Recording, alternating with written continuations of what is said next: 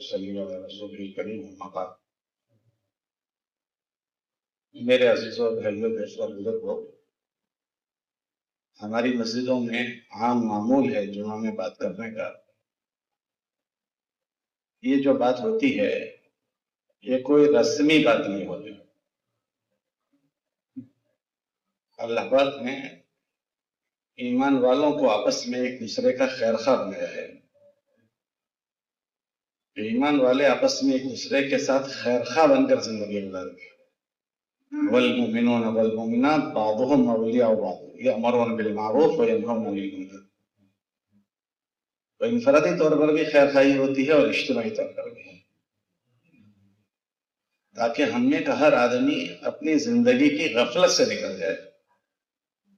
زندگی میں غفلت ہوتی ہے، یہ دنیا میں غفلتیں ہیں۔ اللہ قرآن میں فرماتے ہیں کہ دھوکہ دینے والی دنیا تمہیں دھوکہ نہ دے۔ اگر آدمی چوکنا نہ رہے تو پھر زندگی کے ساری چیزوں میں غفلت آ جاتی ہے۔ غفلت کا مطلب کہ آدمی کام کر رہا ہے، اس کو نہیں پتا میں کیوں کر رہا ہوں، اور جو میں کر رہا ہوں اس کا کیا انجام ہوگا، اور اس کا مجھے کیسے کرنا ہے اسے نہیں پتا، بس کر رہا ہے۔ لوگ کر رہے ہیں میں بھی کر رہا ہوں۔ اور ایک آدمی چوکنا، اس کا مطلب کہ وہ سوجھ بوجھ کے ساتھ کر رہا ہے کہ مجھے یہ کرنا ہے اور ایسے کرنا ہے، اور اگر ایسے کیا گیا تو اس کا نتیجہ یہ آئے گا۔ اس لیے کہ ہمارے ہر عمل کا نتیجہ ہے، اچھے ہیں تو اس کا اچھا نتیجہ، اور غلط ہوئے تو اس کا غلط نتیجہ آتا ہے۔ من عمل صالحا فلنفسه ومن اساء فعليها۔ تو اچھی چیزوں کے بھی نتیجے اور عمل کے خراب ہونے کی خراب نتیجے آتے ہیں۔ اس لیے ہم کو دنیا میں جو ہماری ضروریات ہے اس سے نہیں روکا گیا۔ بھئی دنیا دار الاسباب ہے، اس میں اللہ نے ضرورتیں رکھی ہے، ضرورتیں تو پوری کرنی پڑے گی، لیکن اس کے طریقوں کو ٹھیک کرنے کو ہمیں کہا گیا، تاکہ اس طریقے سے وہ عمل کرنے سے اس کی برکتیں بھی مل جائے اور اس کے نتیجے بھی مل جائیں۔ عمل کا اجر بھی ہوتا ہے اور عمل کا اثر بھی ہوتا ہے۔ مثال کے طور پر ایک آدمی نماز پڑھ رہا ہے، اگر نماز اچھی پڑھی گئی تو اچھی نماز کا اثر یہ ہوگا کہ اس کو بری باتوں سے اس کو نماز روکے گی، اور اس کا اجر یہ ہوگا کہ اللہ کے قرب کا ذریعہ بن جائے گا۔ اگر روزہ اچھا رکھا گیا تو وہ تقویٰ پیدا کرے گا، اس کا اثر یہ ہے، اور اس کا بدلہ، اس کا اثر اور اس کا بدلہ اللہ فرماتے ہیں کہ روزہ میرے لیے اور بدلے میں خود ہو جاؤں گا، تو اس کا اجر بھی ملتا ہے، اس کا اثر بھی ہوتا ہے۔ اور اگر عمل خراب ہو جائے تو پھر اس کے منفی اثرات ہوتے ہیں۔ کتابوں میں آتا ہے کہ یہی نماز کا عمل کسی کا خراب ہو گیا تو پھر نماز اس کے لیے بد دعا کرتی ہے، ضیعک اللہ کما ضیعتم۔ روزہ خراب ہو گیا اس کے لیے کہا جاتا ہے کہ تیرے لیے سوائے بھوکے اور پیاسے رہنے کے کچھ نہیں،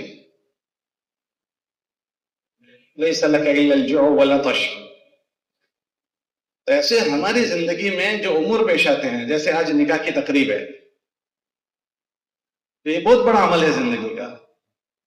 آدمی کے کھانے اور پینے کے بعد سب سے بڑی ضرورت ہے اس کی جنسی خواہش۔ اللہ نے ہر انسان کے اندر یہ چیز رکھی ہے، لیکن اس کے پورا کرنے کا اللہ نے ایک خوبصورت راستہ ہم سب کے لیے طے کیا، وہ نکاح کا راستہ ہے۔ دنیا میں ساری مخلوق اپنی یہ ضرورت پوری کرتے ہیں، ان میں اور ہم میں یہ فرق ہے کہ ہم ایک حلال راستے سے ایک راستے پر پڑتے ہیں۔ جب اس کو صحیح طریقے پر کیا جاتا ہے تو یہ عمل عبادت بن جاتا ہے، اور اس کے اثرات زندگی میں یہ ہوتے ہیں کہ گھر والی زندگی بھر میں سکون کا ذریعہ بن جاتی ہے۔ پھر اس نکاح کے بعد وجود میں آنے والی اولادیں آنکھوں کی ٹھنڈک بنتی ہیں۔ اللہ نے قرآن میں اللہ کے نیک بندوں کا صفات بیان کی ہے، وَعِبَادُ الرَّحْمَنِ الَّذِينَ يَمْشُونَ عَلَى الْأَرْضِ هَوْنًا۔ اس میں آگے جا کر ان نیک لوگوں کی ایک دعا ذکر کی ہے۔ ان نیک لوگوں کی دعا یہ ذکر کی کہ اللہ تو ہماری گھر والیوں کو اور ہماری اولادوں کو ہماری آنکھوں کی ٹھنڈک بنا دے۔ هَبْ لَنَا مِنْ أَزْوَاجِنَا وَذُرِّيَّاتِنَا قُرَّةَ أَعْيُنٍ۔ آنکھوں کی ٹھنڈک کا مطلب کہ ان کو جب آدمی دیکھے آنکھیں ٹھنڈی ہو جائے، کھاتا ہوا دیکھے تو آنکھیں ٹھنڈی ہو جائے، بچوں کو کھیلتا ہوا دیکھے تو آنکھیں ٹھنڈی ہو جائے، جس شعبے میں اس کو دیکھے آنکھیں ٹھنڈی ہو جائے. یہ دکھی نہ کرے، نہ گھر والی دکھی کرے، نہ بچے دکھی کریں کہ ان کی بود و باش، ان کی نشست و برخاست، ان کے گفتار و شنید، ان کے ساری چیزیں آدمی کو راحت پہنچانے والی بن جائے. کہ یہ کیا ہے؟ کہ نکاح کے بعد کی زندگی ہے. اللہ قرآن میں نکاح کی نسبت سے فرماتے ہیں کہ تمہارے سکون کا ذریعہ ہے، کہ آدمی کو اس سے سکون مل جاتا ہے، اور مرنے کے بعد یہ اولاد آخرت کا ذخیرہ بن جاتا ہے. ولد صالح یدعو له، جیتے جی راحت، مرنے کے بعد راحت. اور دنیا میں جب تک جیتے ہیں تو یہ ازدواج زندگی جب رشتے جوڑتے ہیں، یہ دنیا میں اس کے اثرات یہ بھی پڑتے ہیں کہ آدمی کو مالدار ہونے کا ذریعہ بن جاتا ہے. اگر ان کے حالات اچھے نہیں ہیں، نکاح کے بعد ان کے اللہ حالات اچھے کر دیتے. حضرت عمر رضی اللہ عنہ یہ بات فرماتے تھے کہ اپنے بیواؤں کے نکاح کرواؤ، اپنے بچوں کے نکاح کروا دو، اگر یہ غریب ہیں اللہ انہیں مالدار کر دے گا، یہ فرماتے تھے. اور پھر آیت پڑھتے تھے وَأَنكِحُوا الْأَيَامَ مِنكُمْ وَالصَّالِحِينَ مِنْ عِبَادِكُمْ وَإِمَائِكُمْ إِن يَكُونُوا فُقَرَاءَ يُغْنِهِمُ اللَّهُ مِنْ فَضْلِهِ. لیکن یہی چیز اگر خراب ہو جائے تو، کہ یہ اگر چیز خراب ہو جائے تو یہ زندگی کی آدمی کی شروعات ہے، پایا ہے. اب کسی کا تعمیر کا پایا ہی ٹیڑھا ہو گیا.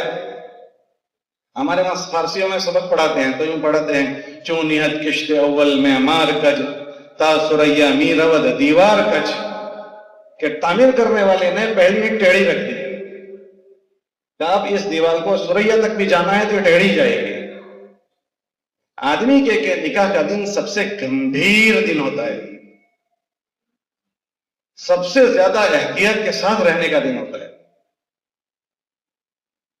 کتابوں میں لکھا ہے کہ آدمی اپنے گھر والوں کے پاس اپنی ضرورت پوری کرنے کے لیے گیا اور اس وقت کا جو سنت دعا ہے وہ چھوڑ دی، تو شیطان اس کے ساتھ اس عمل میں شریک ہو گیا. ایک دعا چھوڑنے پر جب شیطان شریک ہو جاتا ہے تو اب ایک آدمی صبح سے شام تک نافرمانی کر رہا ہے. وہ اکیلا نہیں کر رہا، اس کی پوری فیملی لگی ہوئی ہے، نمازیں جا رہی ہے، خرافات ہو رہے ہیں، مردوں اور عورتوں کا اختلاط ہو رہا ہے، 50 گناہوں کے وجود میں آنے کا وہ ذریعہ بنا. اب یہ سارے صبح سے شام تک گناہ کرتے کرتے کرتے کرتے رات کو رخصتی کا ٹائم ہوا. اب اسی گناہ کے ساتھ لڑکی بھی آ رہی ہے، اسی گناہ کے ساتھ لڑکا بھی رخصتی کر رہا ہے.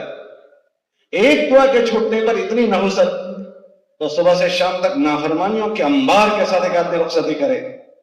اب اس رخصتی کے بعد جو اولاد جنم لے گی وہ کیسے جنم لے گی؟ آپ دیکھیں کہ معاشرے میں 80%، 60-70% معاشرے میں اولادوں میں نافرمانیاں ہیں. یہ خالی اولادوں کا قصور نہیں ہے، اولادوں کا قصور نہیں ہے کہ بیج بھی غلط پڑا ہوا ہے. آج کل تو دو چیزیں بہت خراب ہو رہی ہیں، ایک نطفہ خراب ہو رہا ہے، ایک لقمہ خراب ہو رہا ہے. نطفہ کیسے خراب ہو رہا ہے؟ کہ پیٹ میں پانی غلط جا رہا ہے. ابھی تو رشتے ہوئے نہیں کہ دعا سلام شروع ہو جاتے ہیں، اور آدمی کیا سمجھتا ہے کہ دعا سلام ہونے کے بعد وہاں رک جائے گا آدمی.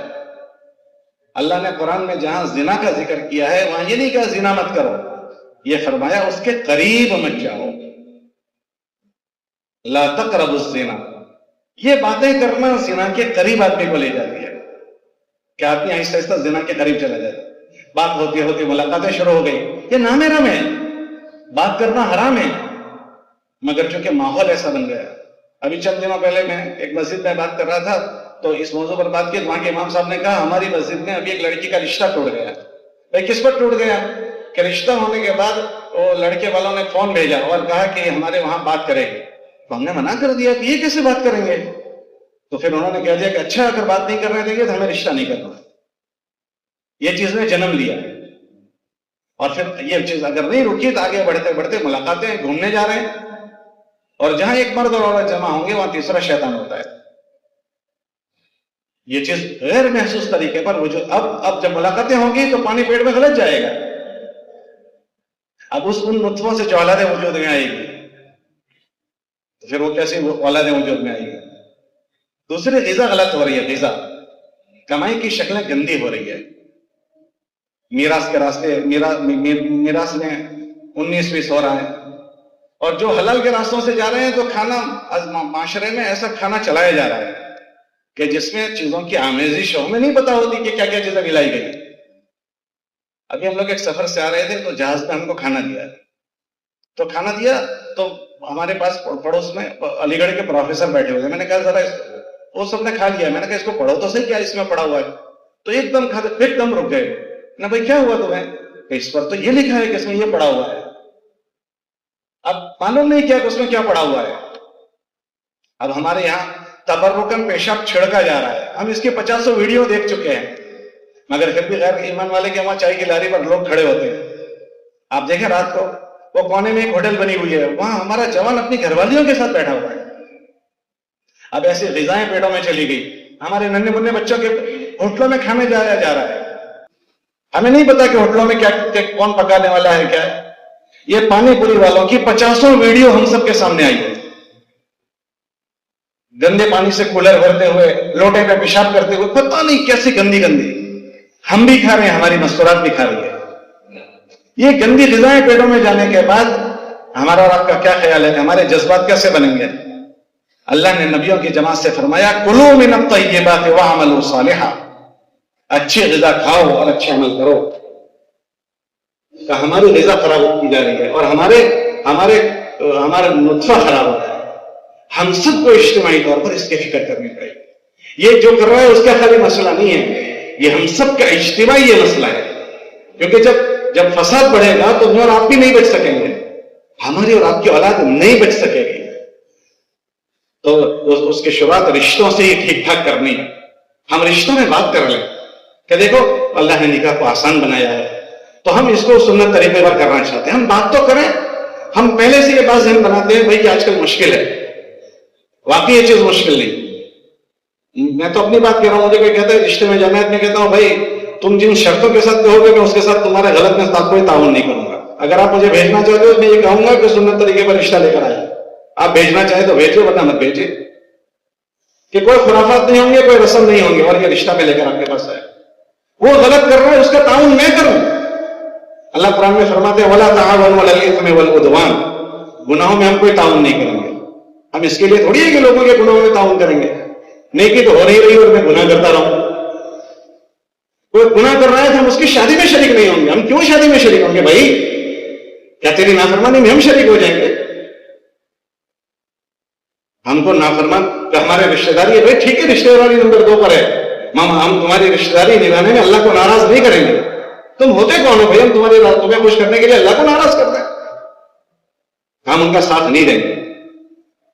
ہمارے اس معاشرے کو ہم سب کو اجتماعی طور پر متفکر ہونا پڑے گا, ورنہ یہ خرافات دن بدن اگر بڑھتے گئے تو نکاح غیر محسوس طریقے پر مہنگے ہو جائیں گے. اور اگر نکاح مہنگے ہو گئے تو پھر زنا سستا ہو جائے گا. زنا سستا ہو, کیونکہ مہنگے نکاح کوئی کر نہیں سکے گا. لڑکے لڑکیاں گھروں میں بیٹھی رہے گی اور یہ جنسی خواہش ابھرتی رہے گی. اور علماء نے لکھا مردوں سے زیادہ یہ خواہش عورتوں میں ہوتی ہے.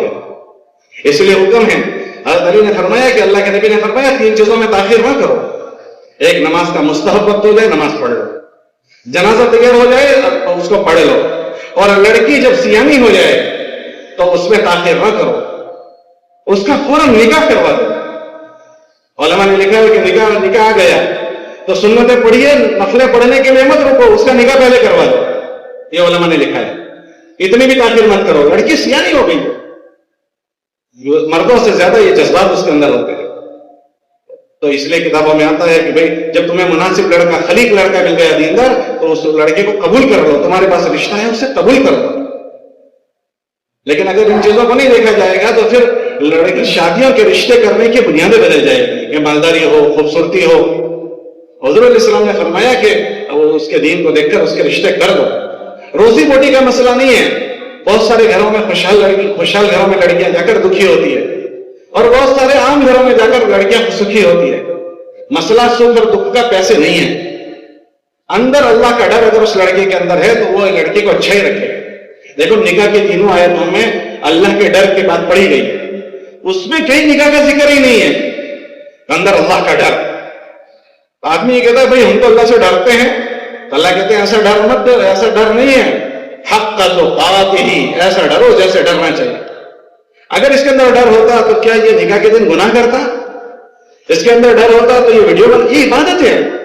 ہم نماز پڑھنے کے لیے آتے ہیں تو مسجد میں تصویر لگی ہو یا کوئی غلط بات ہو تو ہم سامنے سے ہٹا دیتے ہیں, بھائی نماز پڑھ رہا ہوں میں. کیوں کیا بات ہو گئی کہ مسجد ہے اور مسجد میں یہ فرمایا کہ تم اپنے سامنے ایسی چیزیں نہ, قرآن شریف رکھا ہوا ہے تو یہ کہتے ہیں کوئی قرآن شریف سے بھی ہٹا دیا تاکہ ایسا نہ لگے قرآن کو ہم نماز پڑھ رہے ہیں. تو جیسے اس عبادت میں اتنا اہتمام ہوا, اگر اس نکاح کرنے والے میں اللہ کا ڈر ہے پھر وہ تصویریں بنائے گا, ویڈیو بنائے گا. یہ گمبھیر دن ہے لڑکے والوں کے لیے بھی لڑکی والوں کے لیے بھی. ہم سب کو اس میں چوکنا ہونا ہے اور ہم سب کی یہ اجتماعی فکر ہے. ہم یہ نہ سوچے فلاں فلاں کر رہے ہیں اور اس کو آسان بنائے. نکاح بہت آسان ہے شریعت میں کیونکہ ہماری ضرورت کی چیز ہے. علماء نے لکھا نکاح میں 2 چیزیں ہو جائے نکاح ہو گیا. صرف 2 چیزوں کی ضرورت ہے, ایک لڑکے لڑکی کا ایجاب و قبول, وہ 2 قبول کر لیں, اور دوسرا 2 گواہ اس کو سن لیں. بھائی مسجد میں نہیں آئے تھے, مسجد میں آنے کی ہم کو ترغیب تھی, مسجد میں آ کر نکاح کرو, پارٹی پلاٹ میں نہ جاؤ. یہ پارٹی پلاٹوں والوں سے بھی گزارش کرنی, ارے بھائی کمانا ہی تھا تو ذرا اچھے راستہ کمائی کا راستہ اختیار کرتا.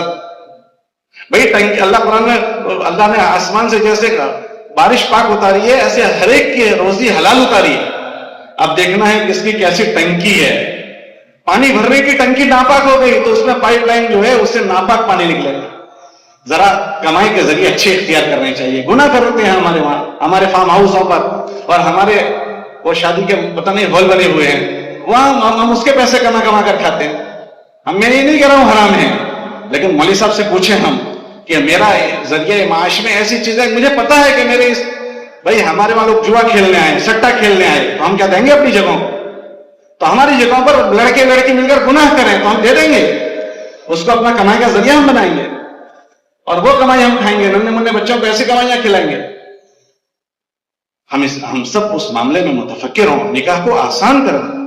کتابوں میں لکھا کہ ایجاب و قبول ہو گیا میں اور اس کے بعد 2 گواہوں نے سن لیا, نکاح ہو گیا. مسجد میں نہیں آیا تھا تو بھی ہو گیا, خطبہ نہیں پڑھا تھا تو بھی ہو گیا. بھئی مہر ذکر کرنا رہ گئی کہ مہر نسبت دلوا دو, ہو گیا نکاح. اتنا آسان ہے, چلتے چلتے لوگ کر رہے. اللہ کے نبی کے زمانے میں لوگوں نے چلتے چلتے نکاح کیا, سفروں میں نکاح کیے. حضور ساتھ میں ہیں اور حضور کو خبر نہیں کر رہے ہیں کہ حضور میرا نکاح ہے, آپ تشریف لائیے. عبد الرحمن ابن عوف کا ہم نے 50 بار سنا ہوگا. وہ حضور علیہ السلام کے ایسے جگری دوست تھے, جتنے سفر حضور کے ہوئے ہیں سارے سفروں میں ہو گئے. اور جس دن حضور مسجد میں ہے ایک دن بھی غیر حاضر عبد الرحمن ابن عوف نہیں ہے, لیکن وہ نکاح کر رہے ہیں اور حضور کو بلایا نہیں ہے. حضور نے پوچھا کہ عبد الرحمن نکاح کیا؟ کہ جی ہاں. آج جابر ابن عبداللہ حضور علیہ السلام کے ساتھ سفر میں ہیں اور سفر میں جا رہے ہیں, پورا سفر ہو گیا, حضور کو نہیں پتا کہ انہوں نے نکاح کر لیا. سفر کی واپسی پر کہہ رہے ہیں کہ عبداللہ جابر تم نے نکاح کیا؟ کہ جی حضور میں نے نکاح کیا. حضور پوچھ رہے ہیں کہ اچھا یہ بتاؤ شادی شدہ سے کیا غیر شادی شدہ سے کیا؟ کہ جی حضور میں نے شادی شدہ سے کیا. کیا کیوں غیر شادی شدہ سے نہیں کیا؟ کہ میرے ابا کا انتقال ہو گیا, 6 بیٹیاں گھر میں چھوڑ کر گئے ہیں, تو میں نے ایسا سوچا کہ نئی لڑکی آئے گی وہ شاید سنبھال نہ پائے, تو میں نے ذرا منجھی ہوئی عورت سے کیا تاکہ ہماری بہنوں کا وہ خیال کر لیں. حضور کے ساتھ ان کی محبت کے اتنے واقعات سیرت میں ہے کہ نہ پوچھو بات. لیکن وہ حضور کے ساتھ سفر میں ہیں اور حضور کو پتہ نہیں ہے کہ جابر نکاح کر رہے ہیں, کہ لوگ کسی کو بلانے کو ضروری نہیں سمجھ رہے تھے. میں یہ نہیں کہہ رہا ہوں بلانا منع ہے. جب اللہ کے نبی علیہ السلام کی بیٹی کا نکاح ہو رہا تھا تو اللہ کے نبی علیہ السلام نے فرمایا جاؤ ابوبکر صدیق کو اور عمر فاروق کو بلا لو, فاطمہ کا نکاح ہونے والا ہے رضی اللہ عنہم وارضاہ. تو بلایا بھی گیا ہے مگر ضروری نہیں سمجھا گیا تھا. تو ان چیزوں کو ہم خیال کریں, اس کو سستا کر دیں, آسان کر دیں. مہر کے نام پر بہت ہمارے وہاں چڑھاوا ہو گیا, نیچے آ جائے نیچے. لوگ مہر کے لیے زکات لے رہے ہیں, لوگ مہر کے لیے لوگوں سے قرضے لے رہے ہیں. مہر فاطمی مہر فاطمی, ارے بھائی پیسے لینے میں ہی فاطمہ یاد آ گئی, پورے نکاح میں کہیں فاطمہ یاد نہیں آ رہی ہے. پیسے لینے ہیں تو مہر فاطمی ہو گئی, ورنہ صبح سے شام تک کہیں فاطمہ بیچ میں ہے ہی نہیں. ہم نیچے آئے اس کو اور مانگنے کا رواج ختم کریں. آج کل ہمارے وہاں لڑکوں نے یہ چیز شروع کی ہے کہ لڑکی والوں کے گھر جاتے ہیں اور لڑکی والوں کے ذریعے سے فرنیچر گھروں میں آ رہا ہے. کسی زمانے میں صرف ایک تجوری آتی تھی, یہ ہوتے ہوتے ہوتے تجوری اور اس کے بعد پورے روم کی سجاوٹ شروع ہو گئی ہے. یہ بہت خوبصورت بھیک ہے. آپ علماء سے پوچھو, علماء نے لکھا جو آدمی اپنا مال بڑھانے کی نیت سے مانگے گا وہ اپنے اوپر فقر و فاقہ کا دروازہ کھول دے گا کہ اس نے بہت خوبصورت بھیک مانگی ہے. وہ یہ اپنا کام کر سکتا ہے مگر ان سے کرواؤ تاکہ یہ مجھے خرچہ نہ کرنا پڑے. کتابوں میں آتا ہے جو آدمی لوگوں سے مال بڑھانے کی نیت سے کوئی چیز مانگے گا وہ اپنے پیٹ میں انگارے بھر رہا ہے. آج تک اللہ نے کھلایا پلایا کپڑے پہنائے، تو شادی کے دن اللہ نہیں کھلائے گا، اللہ نہیں کپڑے پہنائے گا، اللہ بستر کا انتظام نہیں کرے گا. وہ بھی مانگا ہوا، مانگے ہوئے کپڑے، مانگا ہوا بستر، مانگی ہوئی الماری، بھیک مانگا، سفید کپڑوں میں بھیک، لوٹ گھسوٹ بچا رہے. ہم بھکاری نہیں ہیں، ہم اپنے اوپر آفتوں کو دعوت نہیں دیں گے. جو اللہ اس کو کھلا رہا ہے وہ اللہ ہمیں بھی کھلا رہا ہے. اگر یہ عمل اس کے اصل سے ہٹ گیا تو یہ ہمارے لیے مصیبت بن جائے گا. ہماری جوان بیٹیاں گھروں میں بیٹھ کے رہے گی، ہم رخصت نہیں کر سکیں گے. اس لیے گزارش ہے کہ یہ جو مذاکرے ہوتے ہیں وہ ہم سب کی اجتماعی فکر کے، یہ نہیں ہے کوئی جس کے گھر میں نکاح ہو رہا ہے وہ، ہم سب کی اجتماعی چیز ہے. اور اگر ہم نے اس میں غلطیاں کی ہے تو ہم اللہ سے معافی مانگیں، اور آئندہ اللہ اگر ہمارے وہاں موقع دے تو ہم اس میں چوکنے ہو کر ان امور کو پورا کریں. صحیح چیز کا زندہ کرنا ہم سب کی اجتماعی ذمہ داری، اور جو غلط چیزیں چل پڑی ہو اس کو ختم کرنا یہ بھی ہم سب کی اجتماعی ذمہ داری. کریں گے بھائی اس کی فکر انشاءاللہ. اللہ ہم کو اس کے توفیق دے. قبول